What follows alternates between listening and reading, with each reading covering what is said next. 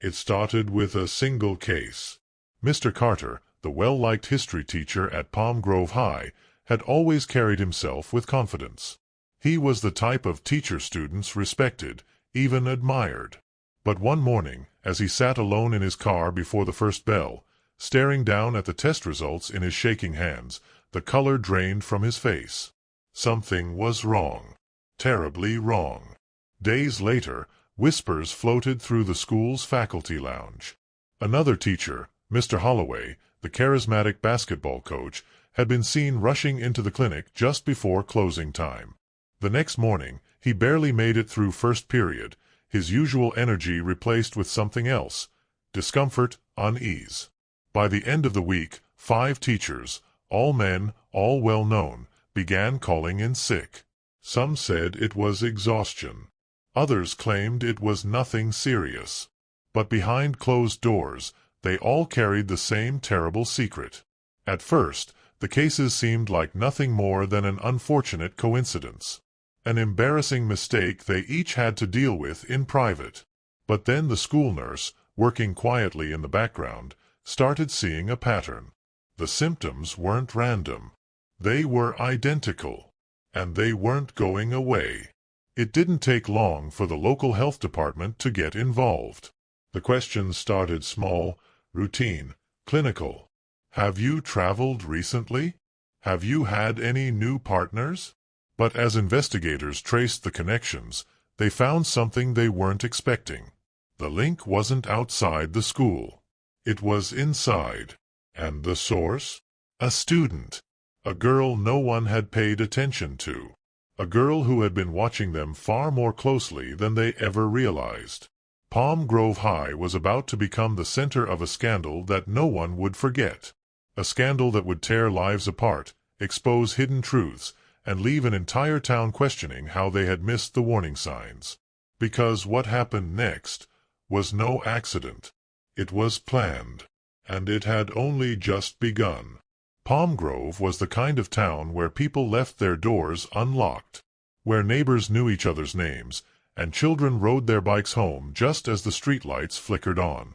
It was a place where nothing ever seemed out of the ordinary. At the center of it all was Palm Grove High, a school with good academic rankings, a proud football team, and teachers who had been there for decades. A place that, to outsiders, seemed like just another small-town institution. But in 2019, Palm Grove High became the epicenter of a scandal that sent shockwaves through the community. A scandal that started quietly. So quietly that, at first, no one noticed the pieces falling into place. A handful of teachers, all male, all well-respected, began suffering from an illness none of them wanted to talk about. It was personal. Shameful. But as they each tried to manage their symptoms in secret, a disturbing pattern emerged. It wasn't just one teacher. Or two. By the time the health department stepped in, the truth had become impossible to ignore. Someone had done this to them. Deliberately. This is the story of Palm Grove High, a school that became the center of a scandal that exposed not only crimes but the dark power of revenge. Tonight, we are taking you inside the chilling case of Lena Martinez. A girl whose story is not as simple as victim or perpetrator. A girl who, for months, endured things no one should endure. And a girl who, when faced with a choice, did something no one saw coming. What you're about to hear is a carefully researched account of the events that unfolded in Palm Grove. The facts, the evidence, the testimonies of those who were there. This is not speculation. This is not sensationalism. This is the truth. But as we unravel this case, one question lingers. Was it justice? Or was it something else entirely? If you appreciate in-depth true crime storytelling, be sure to subscribe to this channel. Turn on notifications so you never miss an episode. And if you have thoughts on this case, on the decisions made, on the lives changed, let us know in the comments. Because in the end, the most unsettling truths are often the ones hiding in plain sight. Let's begin. Mr. Carter was the kind of teacher students remembered long after they left high school. He made history come alive, filling his lessons with stories of revolution and war, of power and consequence. His students admired him, and his colleagues respected him. But that morning, as he sat alone in his empty classroom, he wasn't thinking about his next lecture. He wasn't grading papers or preparing for the day ahead. He was staring at a set of lab results. A single line of text, printed in cold, clinical language. A result that changed everything. At first, he told himself it was a mistake. A false positive. A clerical error. He had no symptoms, at least, none that he had noticed. But as he read the paper again and again, the weight of it sank in. And then a new thought crept in. A thought that filled him with something he wasn't used to feeling. Fear. He had to have caught it from somewhere. Someone. He racked his brain, going over every possibility, every encounter. He hadn't been reckless, at least, he didn't think so. But the more he tried to make sense of it, the more questions arose. And then the second case appeared. Coach Holloway mutters, "Come on, pick up." Coach Holloway was next. A man who prided himself on discipline, on control. But suddenly, his body was betraying him. An itch at first, then something worse. A quiet alarm ringing in the back of his mind. He had visited the clinic that morning. The diagnosis was the same. And just like Mr. Carter, he didn't know how. By the end of the week, there were 5 of them. 5 teachers, all male, all respected, all carrying the same secret, and all of them too ashamed to say a word. Teacher 1, whispering, "Did you hear about Carter?" Teacher 2, glancing around nervously, "Which one?" Teacher 1, history. "He's been out all week." Same with Holloway. Teacher 2, shrugs, dismissive, "Probably the flu." Teacher 1, lowering voice even more, "It's not the flu." The faculty lounge at Palm Grove High had always been filled with gossip. A teacher caught cheating on their spouse, a scandal over missing school funds, a student getting expelled under mysterious circumstances. But this was different. This wasn't about a single person. This was about multiple teachers. And whatever was happening, it was spreading. Nurse, on the phone, hesitant, "Dr. Patel, it's me. I think we have a problem." By the time the health department got involved, the faculty had already begun whispering. The students had started noticing the absences. But no one could have guessed the truth. Because the real story hadn't even begun. Lena Martinez had always been the kind of student teachers barely noticed. She wasn't the loud one, the troublemaker, or the overachiever desperate for attention. She sat in the back, did her work without complaint, and left school as soon as the final bell rang. Her classmates barely spoke to her. If they did, it was only to ask for answers to last night's homework. Teachers described her as bright but distant, responsible but unremarkable. But they were wrong. Because Lena Martinez was watching, listening, and remembering every single thing they did to her. Lena's mother, Gabriela Martinez, worked long hours at the local hospital. 12-hour shifts. Overnight stays. She was exhausted more often than not. And Lena understood. She didn't complain when her mother missed parent-teacher conferences. She didn't ask for help with homework. She learned how to make dinner for herself at 10 years old. She learned early on that there was no one looking out for her. She threw herself into schoolwork, the one thing she could control. Straight A's, advanced classes. She didn't care about parties, sports, or making friends.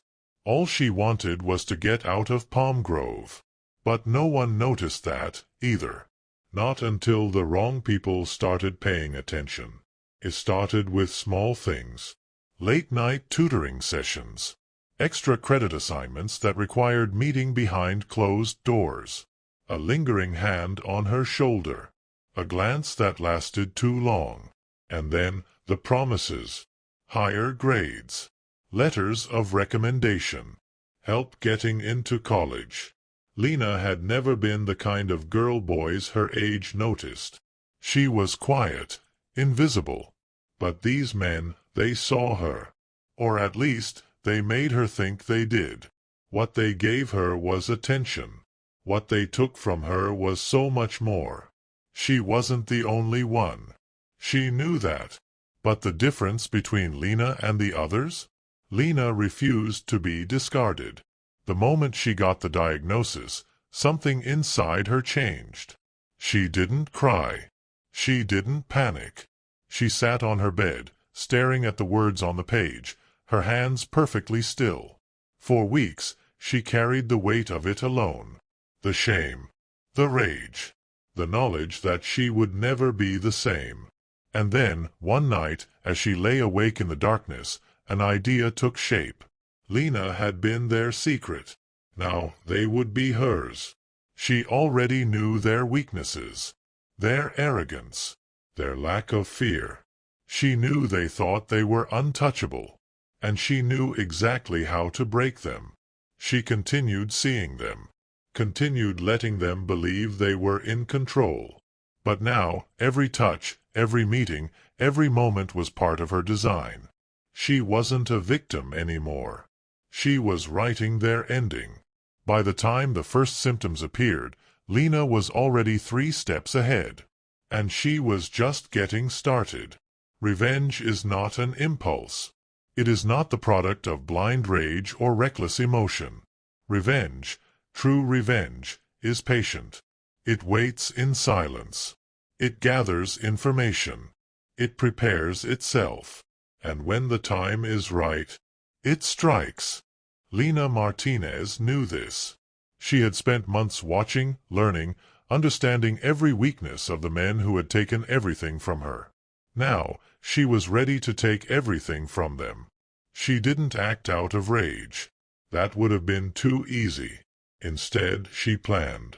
Every move, every meeting, every moment was orchestrated with the kind of precision that only true patience allows. She wasn't reckless. She wasn't emotional.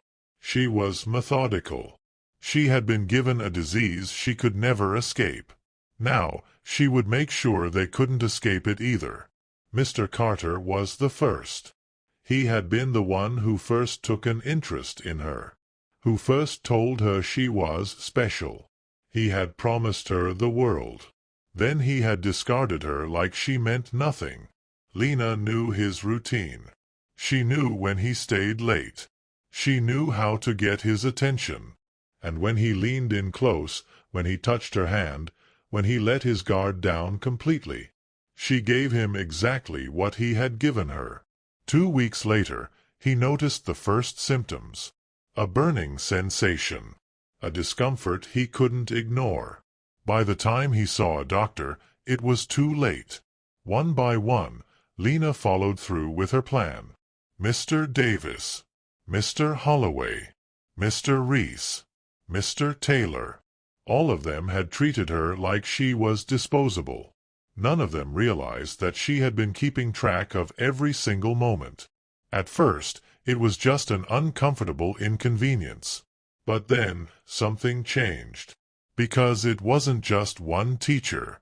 By the end of the week, there were 5. The first cracks began to show at home. Marriages started unraveling. Questions were asked. Accusations flew. For some, it was divorce papers. For others, it was screaming matches behind closed doors. And all the while, Lena watched. Then came the fear. 5 teachers. 5 cases of the same incurable disease. Coincidence? No one believed that. And then came the whispers. Something was happening at Palm Grove High. Something dark. Students noticed the tension in their teachers' voices. The way they avoided eye contact. The way some of them disappeared from school altogether. And in the middle of it all, Lena moved unnoticed. But Lena wasn't finished. She had one final move left to make. Because it wasn't enough to let them suffer in silence. They had to be exposed. They had to be destroyed. The email arrived at exactly 6:42 a.m. on a Tuesday.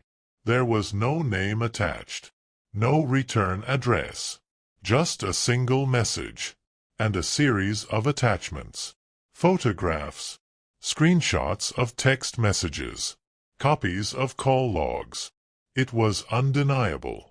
Someone knew what had been happening at Palm Grove High, and now there was no way to keep it hidden. The outbreak had already raised questions. 5 teachers, healthy, middle-aged men, contracting the same incurable disease within weeks of each other. At first, the health department assumed it was a coincidence. But coincidences don't leave behind evidence. And when an anonymous tip landed in the principal's inbox, suspicion turned into certainty. Something had happened at Palm Grove High, and someone had made sure it wouldn't stay a secret. The investigation started small. A few quiet conversations behind closed doors. A series of routine check-ins with staff. But within days, it became clear there was nothing routine about what was happening. The principal began reviewing school security footage. The IT department was asked to pull email records. And then the school nurse came forward. She had noticed it weeks ago. The same faces appearing in her office, one after another. The same hushed conversations. The same requests for discretion. She hadn't wanted to assume the worst. But now, the worst was assuming itself. It was a student who found the messages. A junior named Kevin Liu, tech-savvy, quiet, unnoticed. He had been in the library one afternoon when Mr. Reese left his laptop unattended. The screen was still open. The messages were right there. He hadn't meant to see it. But once he did, he couldn't look away. The messages weren't just inappropriate. They were evidence. Evidence of something much worse than rumors. The meetings had always been secret. Late at night. Empty classrooms. The farthest corner of the school parking lot. But secrets don't stay hidden forever. Not when someone is watching. The principal saw it for himself. The same teachers. The same student. Again. And again. And again. There was no mistaking it. Lena Martinez had been with them all. But the question wasn't just what had happened. It was why. Lena was called in for questioning. She didn't ask why. She didn't look nervous. She just sat there. Still. Silent. Watching. Lena, do you know why you're here? I think you already know. There was something unnerving about the way she said it. No fear. No hesitation. Just quiet certainty. And then the final piece fell into place. The teachers, every single one of them, had been with Lena. And Lena had been sick. The anonymous tip. The evidence. The infection. It had never been an accident. It had been revenge. Lena, why? I just gave them what they gave me. The news broke like wildfire. What started as whispers in the hallways of Palm Grove High quickly spread throughout the town, and then the nation. Every local channel carried the story. National outlets scrambled to cover it. The scandal wasn't just about teachers getting caught in a web of lies. It was about the true face of vengeance. A young girl, abused, manipulated, and abandoned, had taken matters into her own hands. And the world was watching. The community was in shock. Palm Grove had been a quiet, idyllic town, where the most scandalous events were the occasional speeding ticket or the neighbor's dog barking too loudly. But now it was the epicenter of a national conversation, one that divided the public like few others. On one side, there were those who saw Lena Martinez as a victim, a young girl who had suffered unimaginable abuse at the hands of the very men who were supposed to guide and protect her. But on the other side, there were those who saw Lena as a villain, an individual who had taken justice into her own hands, regardless of the consequences. Her actions, they argued, were calculated, cold, and far from an innocent act of retribution. The legal consequences for the teachers were swift and brutal. Mr. Carter, Mr. Reese, Mr. Davis, and the others. Each of them was charged with multiple counts of misconduct, abuse of power, and sexual exploitation of a minor. The charges were damning, years of accusations, all now confirmed. They had betrayed their students, abused their authority, and left a lasting scar on those they had sworn to protect. But for all the public outcry, the teachers would find little sympathy in the court of law. The evidence was overwhelming. The media had already declared them guilty in the court of public opinion, and the trial was nothing more than a formality. The media frenzy surrounding the case was unlike anything Palm Grove had ever seen. Every piece of evidence, every photograph, every text message, every word, was dissected, broadcasted, and analyzed on a loop. It wasn't just the teachers' reputations that were being destroyed. It was the school. It was the town. It was the very idea of innocence. For Lena, however, the media had a different focus. Was she a victim, or had she become the very thing she loathed?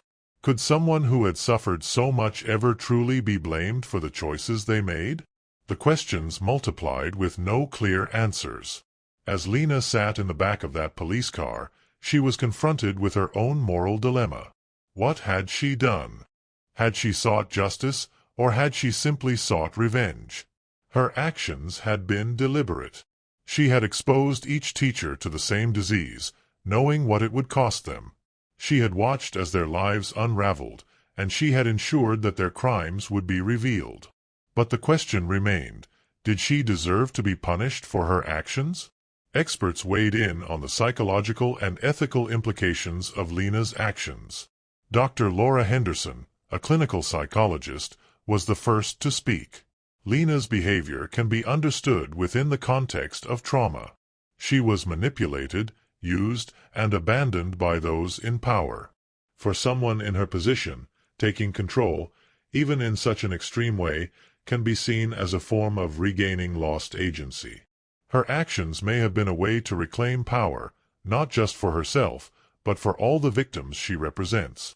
Her words resonated with some, but not everyone agreed. James Matthews, a legal analyst, had a more skeptical perspective. There is no denying the abuse that Lena endured. But taking the law into your own hands? Exposing someone to a deadly disease, intentional harm, that crosses a line. Regardless of the abuse she suffered, Lena's actions were criminal. She knew what she was doing, and she took calculated steps to ruin these men's lives. The moral and legal landscape was murky, and the debate raged on. The public was divided. On one side, a movement grew that viewed Lena as a hero, a victim who had finally fought back, who had taken down the corrupt system that had destroyed her. On the other side, there were those who saw her as a criminal, a young woman who had taken matters too far, crossed an unforgivable line, and caused irreparable damage. Some argued that Lena had been pushed beyond her limits, that she was a victim of circumstance, a broken soul seeking retribution. Others argued that there was no justification for her actions, that no amount of pain could justify destroying others' lives. As the case entered the courtroom, the legal system faced a profound dilemma. Lena was young, still underage, and in many ways still a victim. Could they really charge her as an adult? Would she face the full weight of the law for what she had done? The prosecution argued that Lena's actions were premeditated and cruel, while the defense painted a picture of a young girl pushed to the edge, desperate for justice. What would the final verdict be? Should Lena be punished for her crimes? Or had she already suffered enough, bearing the weight of an impossible choice? Was she a criminal, or a victim who had simply fought back in the only way she knew how? As the debate continued, one thing became clear. The fallout from Palm Grove High would never be simple. It was a case that would divide opinions for years to come, challenging what it means to seek justice, and what it means to be forgiven. Palm Grove High, a school that was once the heart of a quiet community, now stood as a symbol of a dark chapter in its history. It was a place where secrets had festered and where one student's calculated revenge turned the lives of many upside down. But beyond the headlines, the public trials, and the courtroom drama, there was a deeper question that lingered. When the system fails, when justice seems out of reach, what happens to those who are left behind? What happens when the people who have been wronged decide to take matters into their own hands? The story of Lina Martinez isn't just about a student who exacted revenge on a group of teachers. It's about power. Who has it, who abuses it, and what happens when those with power misuse it. The teachers, trusted to educate and guide the students, were meant to be role models, mentors, and protectors. Instead, they became predators, using their position of influence for personal gain. They preyed on the vulnerable, manipulating their students with promises of grades and affection, all while hiding behind the very walls that should have kept them safe. But in Lina's case, the power she had once lacked, the power stolen from her, was regained not through sympathy, but through calculated, cold precision. She took control of her fate, manipulated the system to her advantage, and dismantled the lives of those who had wronged her. Was it just vengeance, or was it justice? The question of power also lies at the heart of this case. How much power did Lina truly have in the grand scheme of things? She may have been young, but her manipulation was masterful. She knew the weaknesses of the men who had hurt her, and she used that knowledge to undo them. She became the embodiment of justice, but not in the way we usually think of it. The fallout from Lina's actions didn't just affect the teachers. It ripped through the entire community. Palm Grove High would never be the same. For the students, the shock of discovering what had been happening in the classrooms was too much for many to process. How could they trust their educators again? How could they trust the system that had allowed this to continue unnoticed for so long? The parents, who had once sent their children off to school with the confidence that they were safe, now found themselves questioning every aspect of the educational system. They couldn't ignore the dark reality that had existed under the surface for so long. And then there was the town. What had been a close-knit, peaceful place was now under a microscope, scrutinized by the media and outsiders. The residents of Palm Grove were forced to confront uncomfortable truths about the way power had been used, abused, and ultimately exploited by the very people they had trusted. The scandal had a ripple effect beyond Palm Grove, shaking the foundations of every school in the state, if not the country. Administrators and teachers were forced to implement new policies, increase monitoring, and put new safeguards in place to protect students from future abuses of power. But for many, it was too little, too late. So, was Lina's revenge justified? Was she a victim who fought back, or did she cross a line that should never have been crossed? It's a question that leaves us all grappling with the complexities of justice. Lina was a victim of abuse, manipulation, and betrayal. The teachers who wronged her were in positions of power, and they took advantage of their authority. But did that give Lina the right to destroy their lives in such a calculated and destructive way? Was she justified in using the same tactics, deceit, manipulation, and harm that they had used on her? Or did her need for revenge cloud her judgment and push her to a point where her actions could no longer be seen as righteous? There's no easy answer to that question. On one hand, her suffering is undeniable. The trauma she endured is impossible to ignore. But on the other hand, the way she took control of the situation, and the way she ensured her abusers paid a price, forces us to confront uncomfortable truths about how far we're willing to go when we feel powerless. Justice is supposed to be blind. It's supposed to stand as an unwavering force, impartial and fair. But when the system fails, when those in power exploit their position for personal gain, what happens when the victims decide to take matters into their own hands? Is it still justice? Or does it become something else entirely? Vengeance, retribution, or even worse, a cycle of violence that never truly ends? Lina's story is one of tragic empowerment. It's the story of a girl who found her voice by destroying the very system that failed her. But it's also a cautionary tale of how quickly the line between right and wrong can blur when someone is pushed to the edge. The consequences of Lena's actions will echo through Palm Grove High for years to come. And the question that remains is not just whether her revenge was justified, but whether we, as a society, have failed to protect those who need it the most. Justice may be blind, but when the system fails, what happens when victims decide to take matters into their own hands? What do you think? Was Lena's revenge justified, or did she cross a line? We want to hear your thoughts. Comment below, share your opinions, and let's discuss this case together. And if you haven't already, be sure to like, subscribe, and hit the notification bell for more deep dives into complex true crime stories. Thank you for watching.